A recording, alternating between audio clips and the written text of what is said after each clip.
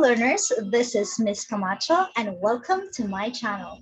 Now for today's video, we will be talking about claims and logical fallacies. So this time, let's have fun in learning.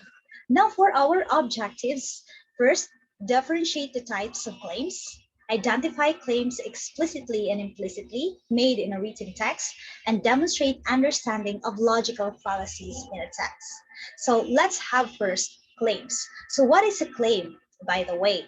So this is what the writer tries to improve in the text by providing details, explanations, statistics, and other types of evidences. So this is an approach to the topic, or shall I say the central idea or the main argument. So if we say claim, this is a sentence that summarizes the most important thing that the author wants to say. And there are three types of claims. First, we have claim of fact, claim of value, and claim of policy. So first, let's have claim of fact. This is an argument about a quantifiable topic. The keyword here is quantifiable because the inferences made are based on data, documents, scientific observations, and research. That is why research is considered to be a claim of fact. Why? Because it is reliable. We have here examples. One of the findings from the research of a group of scientists reports that the timbre palette of songs from 1955 to 2010 has been more or less homogeneous. That is according to Sierra et al. 2012. So this is very obvious that this is a claim of fact. This is an example of a claim of fact. Why? Because it is based on research. It has findings and it has results. Okay, but take note that claim of fact doesn't only limit to quantifiable topics.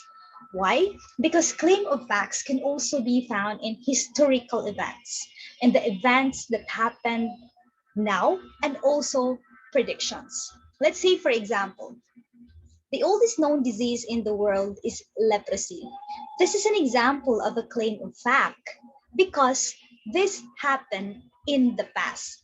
Because if we say claim of fact, this also refers to the condition of something that has existed, exists, and will exist. Okay?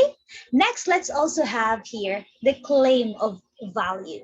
It argues whether something is good or bad. And it is based on judgment, an evaluation, and a philosophical, aesthetic, or moral standpoint. We have here examples.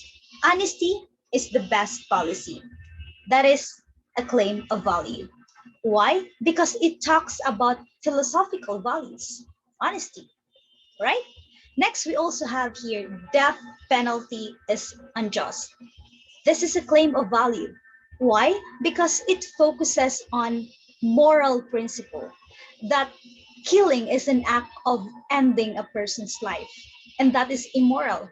That is a huge sin. That is a claim of value. Okay? Next, we also have here claim of policy. This is an argument which asserts the implementation of a certain policy, driven by the need to present a solution to problems that have arisen. So claim of policy is very understandable. So let's have here examples. A dress code should be introduced for all students. Next, President Duterte recalled order allowing kids aged 10 to 14 outside their homes. So these examples provide orders.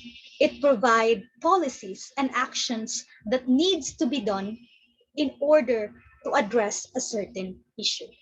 And that's claim of policy. All right, now, in identifying the claims in the text, we should focus on the first and the last sentence of the paragraph. And of course, we should also consider the supporting details because that will guide us as to whether the text supports or opposes the claim or the argument made by an author. Okay? Now, this time, in evaluating a text made by an author, we cannot avoid the fact that there would be some errors in the text. And these errors could invalidate the claim or could invalidate the argument. And this is what we call logical fallacies. So this time, we will discuss more or less 22 types of logical fallacies, but let's just focus on those that needs an in-depth discussion, okay? Now, what is a logical fallacy? The word fallacy derives from the Latin word fallere, meaning to deceive, to trip, to lead into error, or to trick. It is a fallacy. A fallacy is an error of reasoning that invalidate an argument, just like what I've said last time. These are flawed statements or biased statements or fake statements that often sound true. Now this time, let's have first the false dilemma type of logical fallacy. This occurs when an arguer presents his or her argument as one of the only two options despite the presence of multiple possibilities. Example, either you fully devote yourself to the company or you quit. Okay?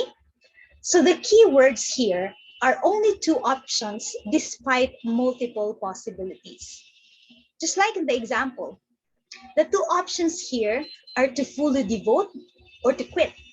These are the only options given despite a lot of possibilities that could be done in that situation.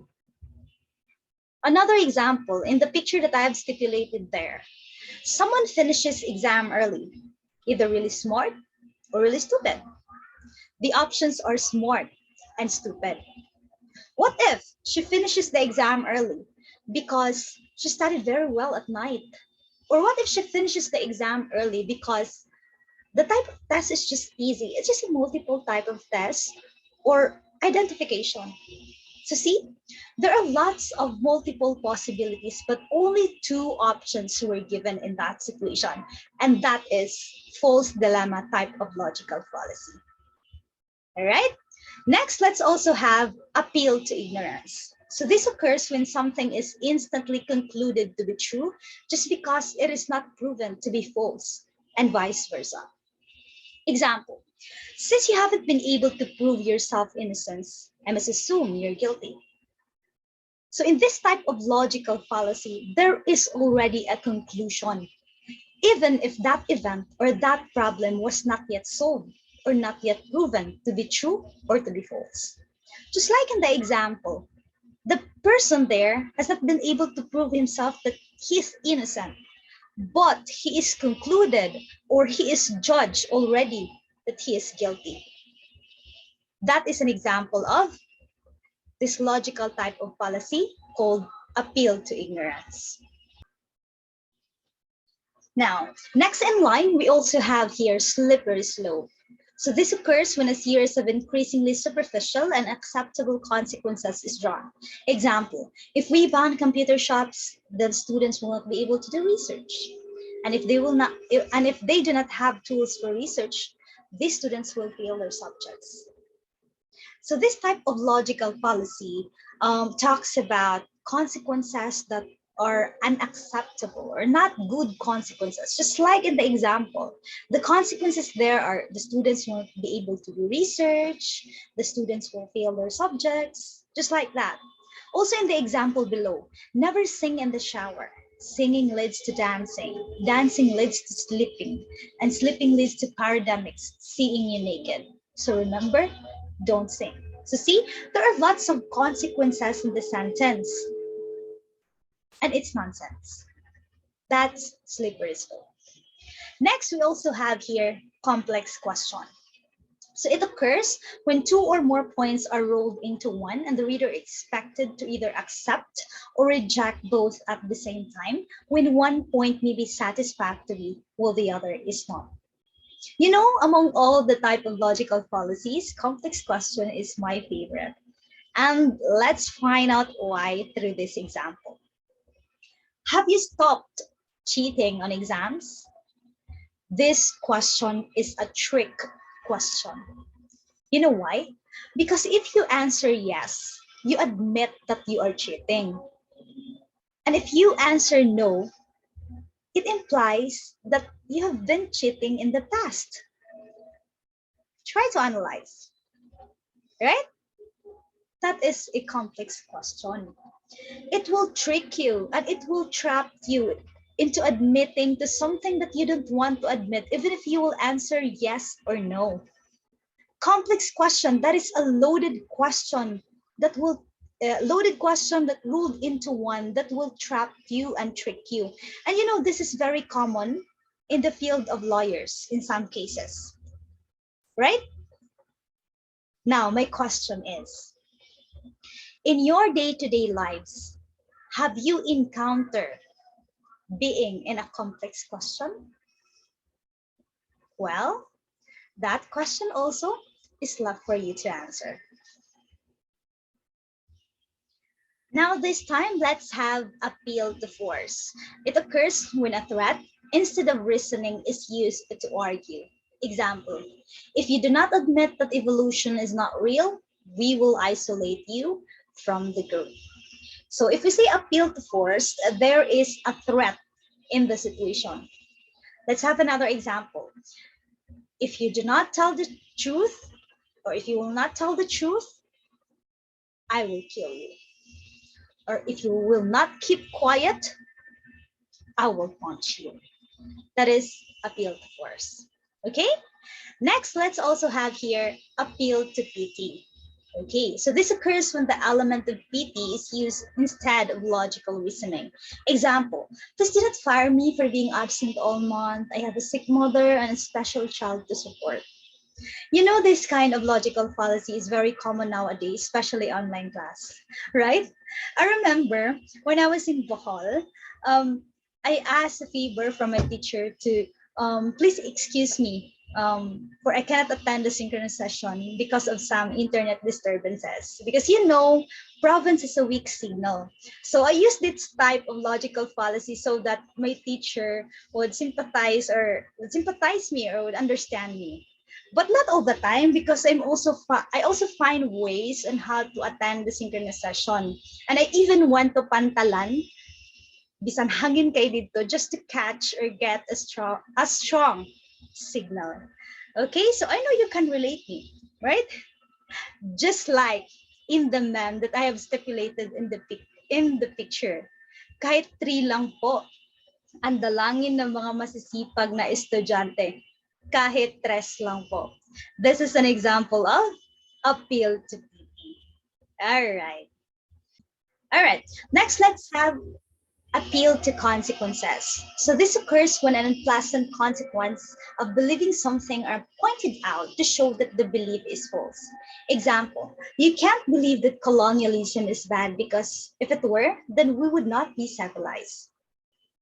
Okay, so the person committing to this kind of logical fallacy wanted us to believe on his own hypothesis or wanted us to believe on his own thoughts.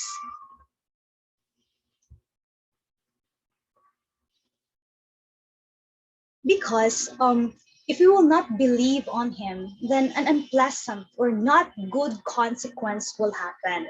Just like in the example, he believed that colonialism is not bad.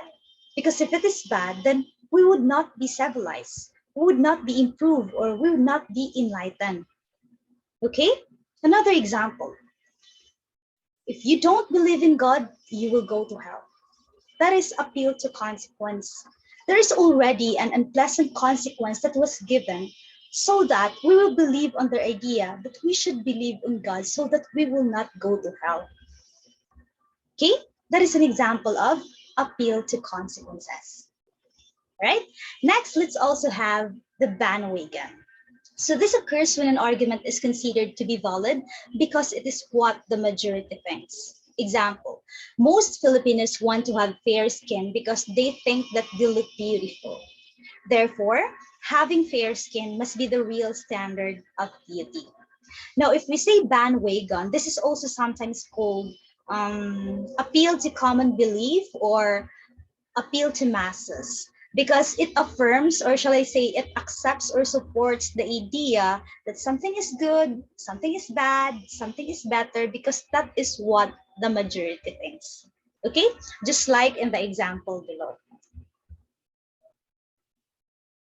Now, we also have here attacking the person. So this occurs when someone tries to refute an argument by attacking the character of a person instead of attacking the ideas of the argument. Let's say, for example, I cannot accept your argument because, unlike me, you were not educated at Harvard University. So see, this type of logical fallacy is somehow personalan. Because instead of attacking the ideas of the argument, the character, the background, or the personal information of that person were attacked. And you know what? This type of logical fallacy is very common in the world of politics, especially if upcoming elections, diba? And you know what? I also read a news specifically about Pacquiao or Senator Pacquiao. And it was stated there that Senator Pacquiao makes his platform available to the public. And I read comments from the netizens saying Senator Pacquiao is not enough or not smart enough to be the next president of the Philippines. So see, instead of focusing on the ideas or instead of focusing on the platform of Senator Pacquiao, they attack the educational background of Senator Pacquiao. And that is an example of attacking the person type of logical fallacy. Okay, next we also have here appeal to authority. This occurs when the argument quotes an expert who is not qualified in the particular subject matter. Example, Bill Gates, the co-founder of Microsoft, recommends the effective fabric softening properties of Downy fabric softener. All right? Now, my question is, what is the connection of Bill Gates to Downy fabric softener, knowing that he is a co-founder of Microsoft? You see? Another, Oprah says that it is bad to eat after 6 p.m. Why? Is Oprah a doctor? Is Oprah a psychologist? Is known to be a singer or an actress, right? So the experts here are not qualified in that particular subject matter. And that is an example of appeal to authority. There's no connection at all. And this is very obvious in the field of pageants. I don't know if you can relate me, but as what I have noticed, no, some of the judges of the pageants are politicians, businessmen, businesswomen, and CEO. What are their ideas about pageantry? It's okay if they are models, if it's okay if they're actress or actors, or a former Miss Universe, Miss Philippines, or Miss International. But politicians, businessman, businesswoman, I don't think so. Correct me if I'm wrong, but that is what I have observed. Okay, so that is appeal to authority. Now, this time we also have here anonymous authority. The authority in question is not mentioned or named. Example, experts claim that eating peanuts causes pimples. So it was generalized, no? So the expert here claiming that peanuts causes pimples was not mentioned or named. That's anonymous authority from the word anonymous. Okay? Next, we have hasty generalization. This occurs when the sample is not significant or enough to support a generalization about a population. Example, Martha, the foreigner from France, is very impolite. French people are mean and rude. Now, my question, is Martha enough to say that French people are mean and rude? No, Martha is just one person. It should be majority, okay? That's hasty generalization. The sample is not enough to support the population. Okay? Next, let's have here false analogy. So this occurs when a writer assumes that two concepts that are similar in some ways are also similar in other ways. Example, drugs are like massages. They make you feel good. So the two concepts here are drugs and massages, right? And yes, they may be similar in some ways, or they make you feel good for some people. But literally, drugs are not light massages. Okay? Another example here. Potatoes have skin. I have skin, therefore I'm a potato. Yes, potato have skin. And we humans have skin, but we are not potatoes. And potatoes are not humans. Right? Another example, I cannot really forget this example when I was in high school in our social science, no? Saying, monkeys eat bananas, humans eat bananas. Therefore, humans are monkeys, right? That is an example of false analogy. Now, let's have accident, type of logical fallacy. So this occurs when a general rule is applied to a situation, even when it should be an exception. Example, jaywalking is not allowed, so you should not have done that even when you were being chased by the terrorists. So the general rule here is jaywalking is not allowed. And yes, it's true. But if you are chased by the terrorists, of course you should have run, right? And this should be an exception. Another example, ambulance must also obey traffic light signals. In this situation, ambulance must be an exception because ambulance is an emergency vehicle. So this is the idea of this type of logical fallacy called accident. The general rule is still applied even if it should be an exception. Okay? Next, let's also have the post hoc. This occurs when the arguer claims that since event A happened before event B, A is the cause of B. So let's make this simple through this example. Dina saw a black cat when they went home. Along the way, they crashed into a tree. The black cat must be the reason why they met an accident. So here, Dina claimed that the black cat is the reason why they met an accident because she saw the black cat first before they crashed into a tree. That is post hoc.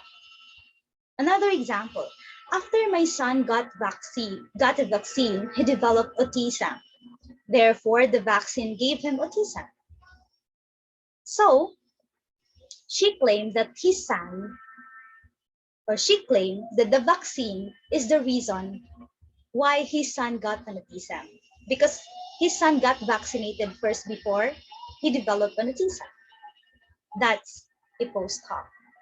The idea is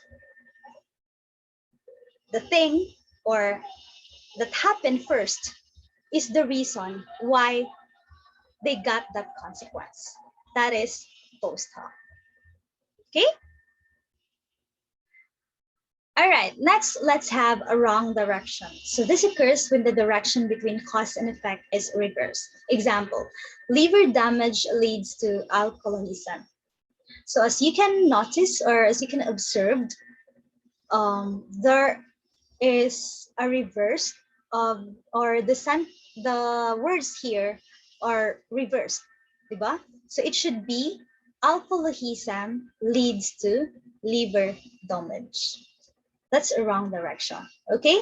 Another example, flood will result to massive cutting of trees. So it should be massive cutting of trees will result to flood.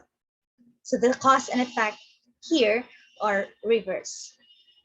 So let's take note of this, no? Because sometimes we cannot notice or we cannot observe this when we are reading a text. So we should copy read, okay? Next, let's have here the complex cause. Occurs when the explanation for an event is reduced to one thing when there are other factors which also contribute to the event. Okay, so in this type of logical fallacy, there is oversimplification or reductionism that happened. Just like in the example, they were not able to solve the problem because of limited time. However, other groups were able to do so. So it means that there are other factors that could contribute why they were not able to solve the problem. Maybe because they don't do brainstorming, or the members of the group were not cooperative. Just like that, diba? So the person committing this kind of logical fallacy um, uses a single cause, or uses one cause to explain something, even if there are a lot of reasons, or even if there are a lot of causes that could contribute to that situation. That's complex cause. And some authors use this kind of logical fallacy so that the readers will not evaluate other causes or factors that would invalidate their argument. Okay, that's the idea of complex cause. All right, next we have irrelevant conclusion. So this occurs when an argument which is supposed to prove something concludes something else instead. Example, we must support the fight for gender equality between men and women. Women have suffered enough violence at home. Violence against women must be stopped. So see, in the first statement, it talks about gender equality. But in the second statement, or in the conclusion, it talks about women or violence against women.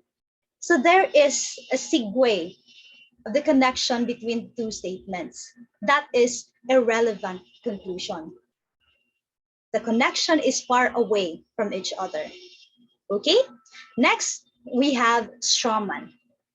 It occurs when the position of the opposition is twisted so that it is easier to refute. Example, the opponent said we should relax the law governing the allowed smoking areas in the city. And the other one said we should not do so because the number of smokers might increase. So in this type of logical fallacy, the person committing this type of logical fallacy make the ideas exaggerated, just like in the example. The opponent only said to allow smoking areas in the city, but the person committing this kind of policy exaggerate the ideas, saying smokers might increase if you will allow smoking areas in the city. That is strawman. Okay? Just like in the example below, the science is quite clear on this. Vaccines don't cause autism. So are you okay with poisoning children then? Is that what you wanted for me? You wanted to poison me with vaccines? That is an example of strawman. There is this exaggeration of ideas. Okay? All right. So next. Okay, so we are almost there, no? So we are down to our last three type of logical fallacies. So let's move on. We have here affirming the consequent. Any argument of the form, if A is true, then B is true. If B is true, therefore A is true. Example, if you are drinking wine, you have a problem. Therefore, if you have a problem, you are drinking wine. So if we say affirming the consequent, affirming means accepting or supporting the idea even if it is true or even if it is false and vice versa. Okay?